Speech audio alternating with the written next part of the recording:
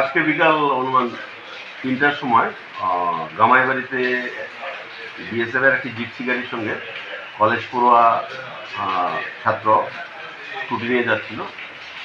ছোট একটি মাইনর একটি অ্যাক্সিডেন্ট হয়। তো যথারীতি আমাদের থানা থেকে এসআই মনোজিৎ দেববর্মা ছুটে যায় ব্যাপারটা দেখার জন্য। তো ওইখানে গিয়ে সেরকম কোনো ইনজারি না থাকার কারণে বিএসএফ পার্সনের সঙ্গে কথা বলে ব্যাপারটা অ্যামিকেবলি সেটেল করে নেওয়া হয়। ওই সময় দুইজন স্কুটি চালিয়ে যাচ্ছিল, একজন হচ্ছে পার্থসারথী দেববর্মা এবং অন্যজন হচ্ছে কমলেশ দেববর্মা। তো তারা আমাদের যে পুলিশ অফিসার ছিলেন এসআই মনোজিৎ দেববর্মা, ওনাকে দেখে স্কুটি দাঁড় করিয়ে ওনার সঙ্গে অহেতুক ঝগড়ায় জড়িয়ে পড়ি। তো মনোজিৎ দেববর্মা প্রথমে ওনাদেরকে বলেছিল যে ভাই তোমরা এখান থেকে চলে যাও, কিন্তু তারপরেও তারা সেখান থেকে যায়নি, বরং তারা আন্ডার ইনফ্লুয়েন্স অফ তারা স্কুটি চালিয়ে যাচ্ছিল।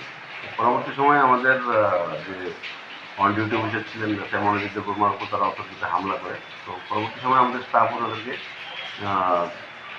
আটক করে থানায় নিয়ে আসে। পরবর্তী সময় এসআই মনোজিৎ দেববর্মা সরকারি কর্তৃপক্ষ কাজে বাধা দেওয়ার জন্য একটি সুমোটো কমপ্লিট করে। এই সুমোটো কমপ্লিটের পরিপ্রেক্ষিতে আমরা বিএনএস 2023 ধারা মতো তাদের বিরুদ্ধে আমরা আইনানুগ এফআইআর রেজিস্ট্রেশন